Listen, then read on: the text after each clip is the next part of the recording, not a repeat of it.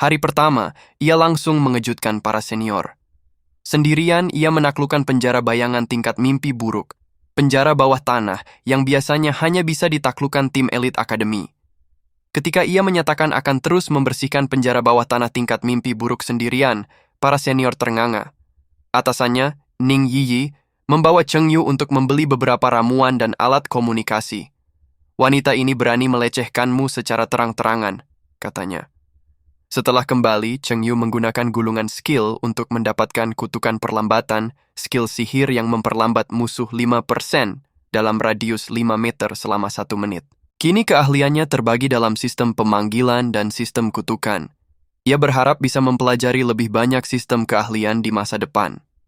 Keesokan harinya, Jose mengeluarkan kristal teleportasi dan membawa mereka semua berteleportasi ke pulau manusia ikan yang penuh kehidupan. Tugasnya adalah menaklukkan penjara bayangan Putri Duyung dan mendapatkan air mata Putri Duyung dari bos terakhir. Tim maksimal 6 orang, level rata-rata maksimal 20.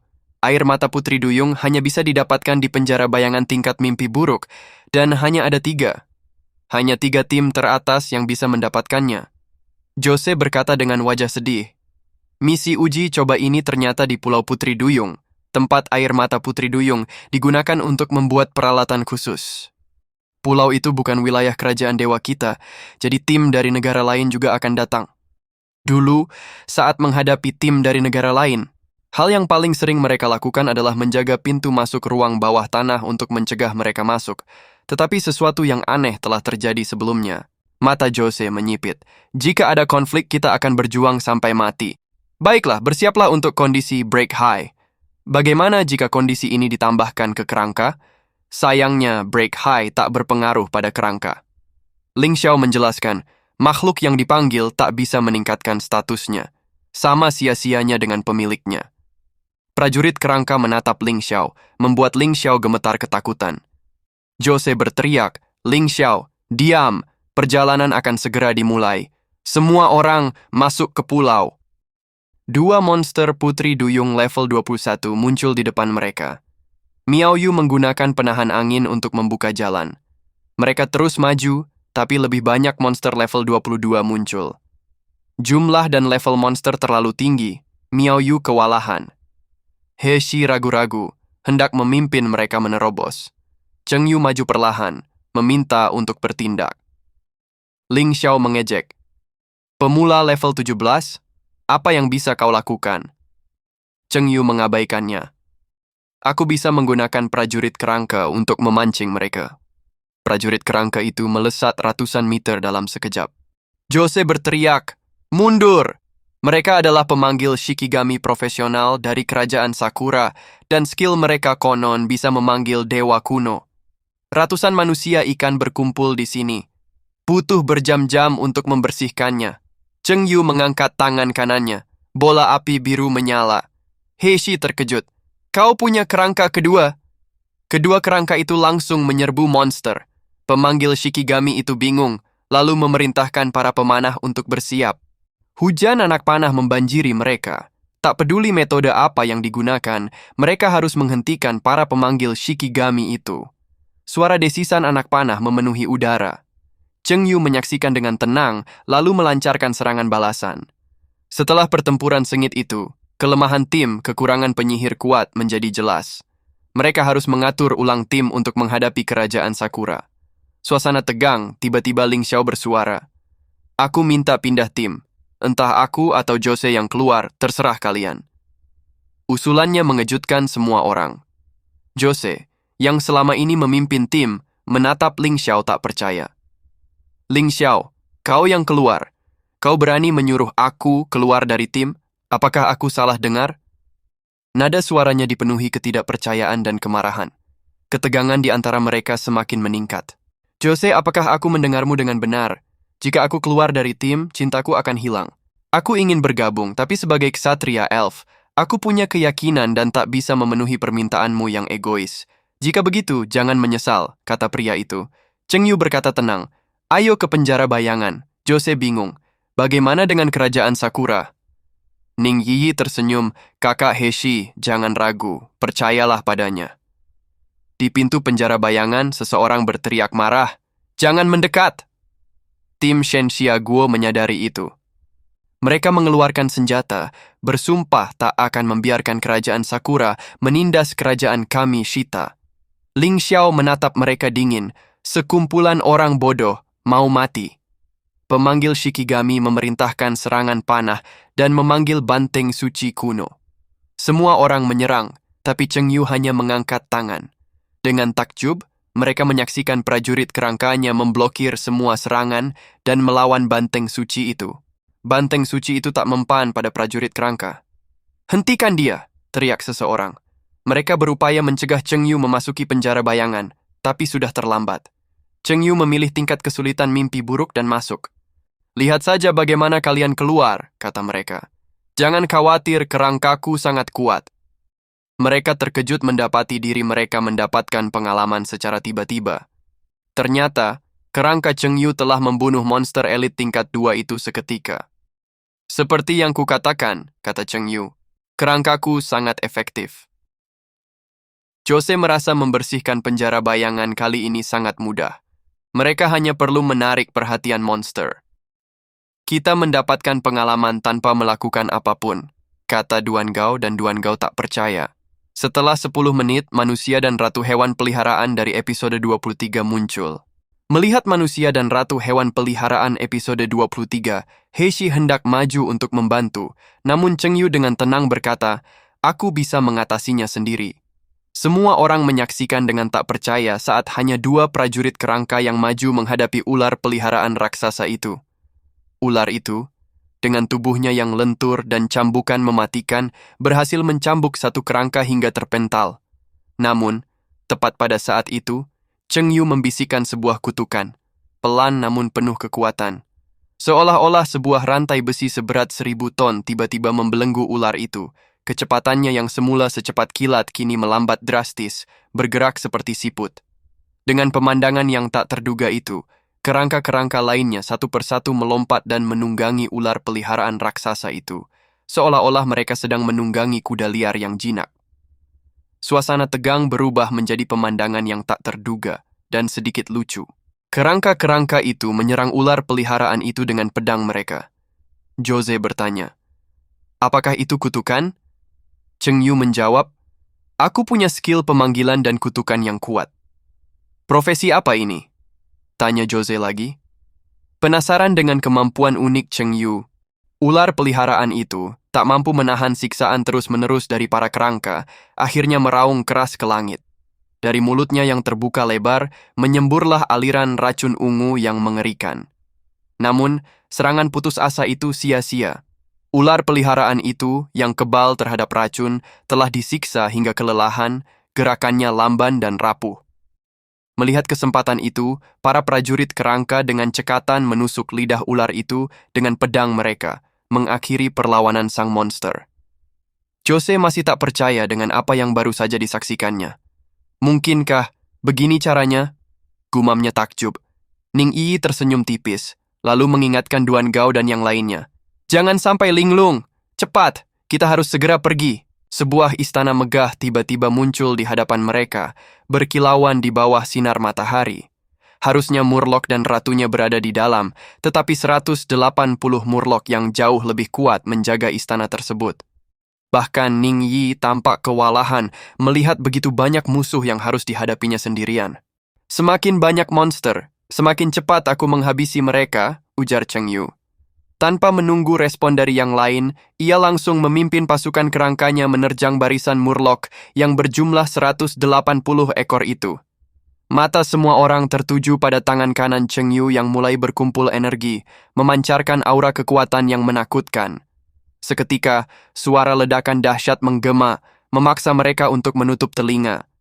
Ketika suara itu mereda, yang tersisa hanyalah puing-puing tubuh Murloc yang hancur berkeping-keping. Sistem pun berbunyi terus-menerus, mengumumkan perolehan pengalaman yang luar biasa. 12.000 pengalaman militer elit Murloc. Keheningan sesaat menyelimuti mereka sebelum akhirnya pecah menjadi seruan takjub dan tak percaya. Hanya dengan satu serangan, Cheng Yu telah menghabisi 180 Murloc yang telah ditingkatkan kekuatannya. Pintu istana perlahan terbuka, memperlihatkan sosok Ratu Putri Duyung, bos utama dari kejadian ini yang menunggu dengan sabar di dalam. Ratu Putri Duyung memiliki atribut 4 dimensi antara 5.000 dan 6.000 dengan 3 keahlian. Jeritan menakutkan, gelombang raksasa, dan teriakan Ratu Ombak. Ning Yi berbisik kagum, "Wow, Ratu Putri Duyungnya cantik sekali." Cheng Yu berteriak, "Itu mantra pesona, tutup mata." Sebelum siapapun bereaksi, Ratu Putri Duyung mengaum, menggunakan keahliannya, jeritan menakutkan. Menghilangkan efeknya butuh 1 jam dengan metode biasa. Namun atribut mental Ratu Putri Duyung terlalu tinggi. Kerangka mungkin tak mampu bertahan. Pertempuran antara kerangka dan Ratu Putri Duyung bagaikan serigala yang mengepung singa, sulit menentukan siapa yang lebih kuat. Tombak Ratu Putri Duyung melesat dengan cepat, menewaskan beberapa prajurit kerangka Cheng Yu seketika. Melihat kerangka-kerangkanya tumbang, Yose panik dan segera meminta Duan Gao untuk meningkatkan status mereka. Namun, Cheng Yu dengan tenang menolak bantuan itu. "Tidak perlu," katanya singkat, sebelum mengarahkan pandangannya pada Ratu Putri Duyung.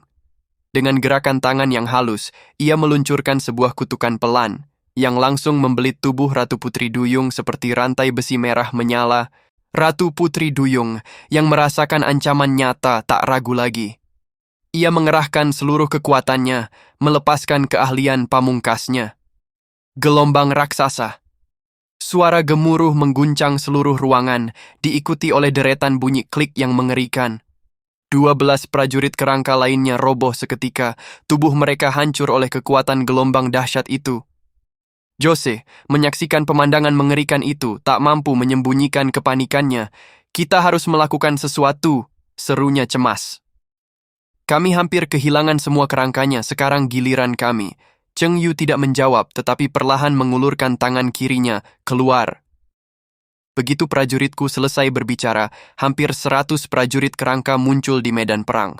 Mereka bertiga tidak percaya dengan apa yang mereka lihat. Apakah orang ini masih menyembunyikan kekuatannya? Pantas saja Ning Yi selalu begitu mempercayainya. Bahkan Ning Yi di sampingnya tidak percaya bahwa pria ini menjadi lebih kuat, jauh lebih cepat dari yang dia bayangkan. Di bawah pengepungan Korp Marinir Tengkorak, Ratu Putri Duyung secara bertahap dikalahkan. Usai pertarungan sengit, darah bahkan mengucur dari sudut mulut Ratu Putri Duyung. Dengan sisa kekuatannya, ia merentangkan tangan, menggunakan keahlian pamungkasnya, Queen's Cry. Air mata merah darah mengalir deras dari matanya.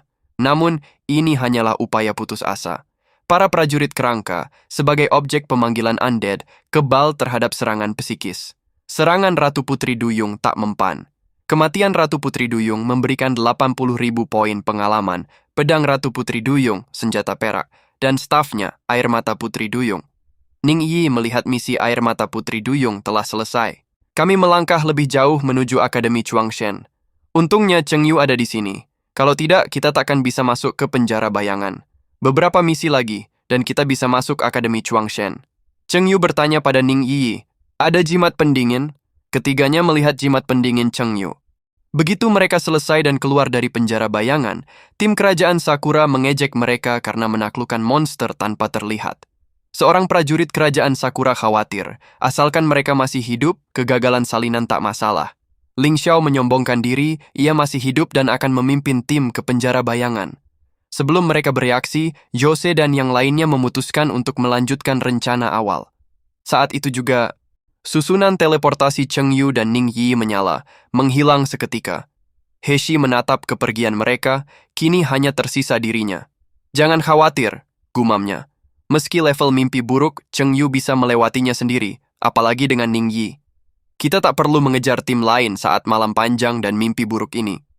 Setelah mendapatkan sisa air mata Ratu Putri Duyung dan pengalaman dari salinan sebelumnya, ia hanya butuh 5 menit untuk mengalahkan ular peliharaan Ratu Putri Duyung dan kembali ke aula Ratu Putri Duyung. Kali ini, Ning Yi belajar dari kesalahannya dan dengan cepat mengikuti Cheng Yu. "Jangan kaget, langsung serang!" Cheng Yu melancarkan kutukan lambat, api jiwa dan ledakan mayat. Ratu Putri Duyung kembali tumbang. "Dengar, aku meningkatkannya lagi dan dapat air mata Putri Duyung. Cepat, kita ulangi." Ning Yi melaporkan pada Jose bahwa mereka sudah mendapatkan air mata Putri Duyung kedua. 5 menit kemudian, mereka muncul dari ruang bawah tanah. Membuang jimat pendingin memang boros, tapi Ning Yi tak peduli. Mereka masuk lagi, mencoba mengalahkan waktu mereka sebelumnya. Ning Yi sudah tak sabar melihat ekspresi orang-orang Sakura setelah mereka mendapatkan 3 air mata Putri Duyung. Bayangan mereka keluar dari ruang bawah tanah lagi, dan orang-orang Sakura pasti akan ketakutan melihat mereka kembali begitu cepat. Ning Yi memberi isyarat oke pada Jose. Semua orang melihat susunan teleportasi menghilang. Mereka sudah dapat 3 air mata Putri Duyung, tidak mungkin. Jose langsung menyimpan air mata Putri Duyung. Ujian selesai, ayo pergi. Tiba-tiba pemanggil Shikigami dari kerajaan Sakura menghentikan mereka. Air mata Putri Duyung sudah mereka dapatkan. Para prajurit kerajaan Kamishita menyadari tim mereka telah memenangkannya. Mereka bersumpah tak akan membiarkan tim Sakura mengambil air mata Putri Duyung. Mereka berdiri, senjata terhunus, siap membantu Chengyu dan timnya. Pemanggil Shikigami sudah menghalangi mereka. Ia memanggil sapi suci kuno, menawarkan air mata Putri Duyung sebagai imbalan untuk hidup mereka. Jose ragu-ragu, mempertimbangkan untuk menyerah. Tapi Chengyu langsung menyerang dengan api jiwa, membakar sapi suci kuno hingga lenyap. Pemanggil Shikigami dari kerajaan Sakura berang. Kau mencari kematian. Pemanggil Shikigami itu mengeluarkan jimat ajaib yang memancarkan cahaya keemasan. Begitu kata-katanya jatuh, Shikigami kuno berkapak raksasa muncul dan mengayunkan kapaknya ke arah Chengyu. Namun Chengyu tetap tenang dan tidak tergesa-gesa. Beberapa prajurit kerangkanya yang memegang pedang panjang langsung menyerang, membidik kepala Shikigami kuno itu. Bahkan Chengyu sendiri pun tak menyangka Shikigami kuno itu ternyata sangat lemah. Dengan beberapa serangan cepat dan tepat dari para kerangka, Shikigami kuno itu langsung tewas. Sayangnya, serangan balik dari Shikigami itu mengenai pemanggilnya. Ia memuntahkan seteguk darah, menodai pakaiannya dengan warna merah menyala. "Teruskan!" seru Chengyu. Pada saat itu, mata pemanggil Shikigami dari kerajaan Sakura melebar tak percaya. Tidak mungkin. Itu adalah Shikigami yang dipanggil oleh pemanggil Shikigami legendaris. Dikalahkan dengan begitu mudahnya oleh anak muda yang membunuh manusia dan monster di level Undead 17?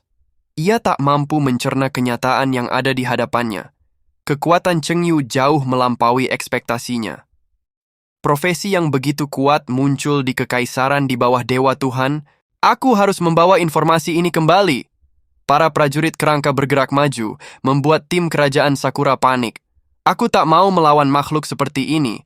Bahkan pemanggil Shikigami pun kalah, kabur. Mereka berhamburan, ketakutan luar biasa membuat beberapa di antara mereka sampai buang air kecil. Aku tak peduli dari mana dia berasal. Ling Xiao menatap Chengyu. Kau sudah menungguku, ujian ini sangat penting bagiku. Hai CJ, kamu tidak harus bersikap sopan padanya, meskipun dia tidak banyak bicara. Manusia memang semakin baik seiring usia, kata Bai Shen pada Chengyu. Kau harus segera ke kantor urusan akademik untuk membahas hasil uji coba ini. Penampilanmu sangat bagus. Jangan berkecil hati karena kalah, tapi kau berhasil menahan penggunaan air mata Putri Duyung. Rasio keberhasilan peningkatan bakat level 2 adalah 40%. Meskipun rendah, tetap penting. Kerajaan Sakura hampir membuat uji coba gagal karena perhitungan waktu dan lokasi yang akurat. Chengyu berpikir sejenak lalu berkata, "Bisakah kau membantuku mencari informasi tentang adikku, Cemohan?" Bai Shen tersenyum. "Aku tahu kau ingin bertanya tentang itu." Adikmu sudah bergabung dengan Akademi Chuangshen. He Xining juga ingin bergabung dengan Akademi Chuangshen. Adikmu bergabung dengan Akademi Chuangshen kurang dari setengah tahun setelah mendaftar. Kau baru bisa bertemu saudara perempuanmu setelah bergabung dengan Akademi Chuangshen. Syarat-syaratnya sudah kau ketahui. Informasi tentang saudara perempuanmu tak termasuk, dan kau bisa menambahkan syarat lain. Chengyu diberi salinan jimat pendingin. Kebetulan ada misi level 20. Dengan jimat pendingin, kau bisa lebih cepat bergabung dengan Akademi Chuangshen. Bawa kristal teleportasi ini untuk berlatih di penjara bayangan. Begitu masuk, Chengyu terkejut. Ini replika aula Akademi Xiajing.